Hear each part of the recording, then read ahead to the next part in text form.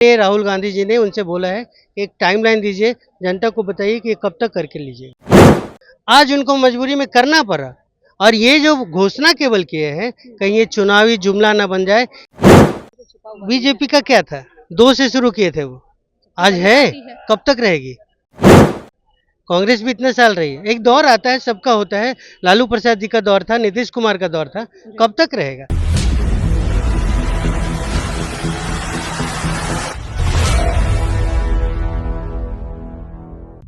देखिए, विधानसभा चुनाव से पहले आरएलएम प्रमुख उपेंद्र कुशवाहा को बड़ा झटका लगा है और उनके काफी करीबी नेता रहे हेमंत कुमार ने पार्टी छोड़ दिया है। अब जो है वो कांग्रेस की सदस्यता ले रहे हैं। बातचीत करेंगे। सर, आपने जो है वो कांग्रेस की सदस्यता लेने के लिए क्या कहिएगा? वहाँ पे कुछ मुझे लग रहा कि नहीं, परिवर्तन होना चाहिए था।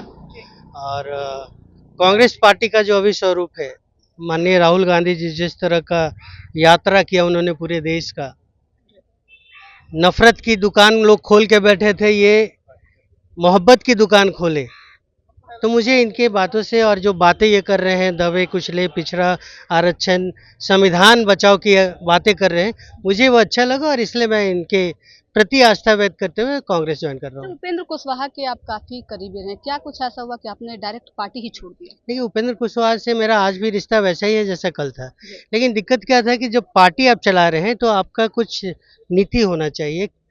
जो कुछ ऐसे उनके जो स्टेप्स होते थे जो मुझे लगता था कि व्यवहारिक नहीं है और समाज के लिए वो समाज के हित के लिए नहीं है।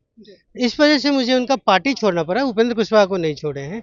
उपेंद्र कुशवाहा से आज भी संबंध है, आगे भी रहेगा। अच्छा, दिक्कत किससे, एनडीए से या फिर उपेंद्र कुशवाहा? चूंकि एनडीए में उपेंद्र कुशवाहा हैं और उनका भी गठबंधन धर्म निभाना पड़ रहा है, बहुत से मुद्दे पे वो खुलकर नहीं बोल रहे हैं। जहाँ बोलना चाहिए वो नहीं बोल पा रहे हैं। इस वजह से मुझे लगा कि नहीं, अब समय आ गया है। जिस तरह का हालात बिहार और केंद्र में बना हुआ है, केवल नफरत बेचा जा रहा है, नफरत की दुकान का खोल के रखे हुए। कल तक जो बातें करते थे, बटोगे तो कटोगे, एक रहोगे सेफ रहोगे, मतलब हिंदू एक है। लेकिन जैसे ही राजस्थान जाइए तो पता चलता है मूछ रखने पे आपको गोली मार दिया जाता है। तो वो कौन से हिंदू थे? तो ये सब देख के लगा कि नहीं, राहुल गांधी जी अभी जिस रूप में चल रहे हैं, जिस तरह चल रहे हैं, जनता की और देश की समस्याओं को मुखर होकर उठा रहे हैं, मुझे लगा कि उनके साथ अगर आते हैं। और बिहार में उन्होंने प्रभारी जो दिया है, काफ़ी युवा प्रभारी हैं। और अच्छा हेमंत जी, ऐसा नहीं लग रहा है कि आपने डूबते हुए नैया का सहारा ले लिया है कि इतना बड़ा रिस्क आपने ये कौन डिसाइड करता है कि डूब रहा है या चल रहा है? रिस्क का वजूद अभी बिहार में क्या है, ये किसी से छुपा हुआ बीजेपी का क्या था, 2 से शुरू किए थे वो, आज है, कब तक रहेगी?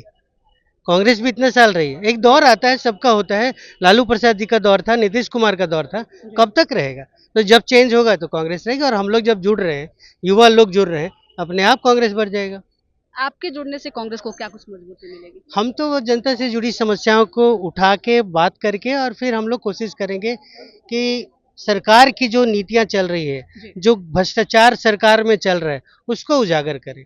अच्छा सर, अंतिम सवाल, जातीय जनगणना को लेकर जो है वो क्रेडिट होल्ड लगा हुआ है, सभी लोग क्रेडिट ले रहे हैं। उधर बीजेपी कह रही है कि हमने जातिगत जनगणना को जो है वो मंजूरी दी है, कांग्रेस कह रही है हम काफी लंबे समय से इसकी मांग उठा रहे थे, राजद अलग है, सभी लोग। देखिए, बात मतलब क्रेडिट जो है बात सही है कि सरकार में जो रहेंगे उन्हीं को निर्णय लेना है। लेकिन उनको निर्णय लेने को मजबूर किसने किया? सवाल यहाँ उठता है ना। आप अभी तक वही जो डायलॉग देते थे, एक बटोगे तो कटोगे, मतलब जातीय जनगणना मत करो, आपस में मत रहो, बटो, हिंदू एक हो। आज उनको मजबूरी में करना पड़ा और ये जो घोषणा केवल किए हैं, कहीं ये चुनावी जुमला ना बन जाए, इसके लिए माननीय राहुल गांधी जी ने उनसे बोला है कि एक टाइमलाइन दीजिए, जनता को बताइए कि ये कब तक करके लीजिएगा और करने के बाद उस पर अमल भी कीजिए। केंद्र सरकार ये वही है जो एक समय में कहा करती थी कि गरीबी की गणना होनी चाहिए, लोगों की गणना होनी चाहिए, जातिगत जनगणना की क्या केंद्र चुनाव से पहले इस तरीके का यू टर्न। केंद्र सरकार बहुत बातें करती है। देश में 130 करोड़ के जनता में 80 करोड़ को 5 किलो अनाज देती है और फिर कहती है कि हम बहुत ग्रो कर रहे हैं। तो ये उनके बातों पे नहीं जाइए। जातीय जनगणना से देखिए, दोनों तरफ होता है, सिक्के का दो पहले होता है। तो कहीं फायदा है तो कहीं नुकसान है। कुछ लोग को लगेगा कि हम बट गए, आपस में भाई भाई में जब बंटवारा होता है तो लगता है कि बट गए। लेकिन किसको जरूरत है सही मायने में? वैसे भी बहुत से समुदाय हैं, जाति है इस देश में जिसका कहीं नामो निशान नहीं है।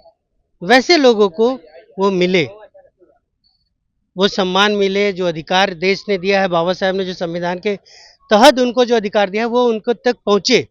इसके लिए जातीय जनगणना ज़रूरी है।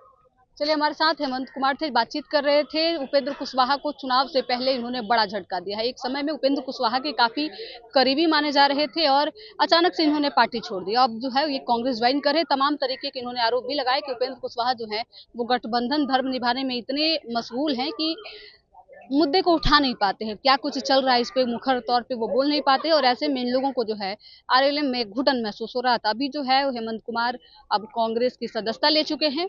आप सुन रहे थे हमारे साथ बातचीत को। कैसा लगा एक कमेंट अपनी जरूर दीजिएगा। धन्यवाद।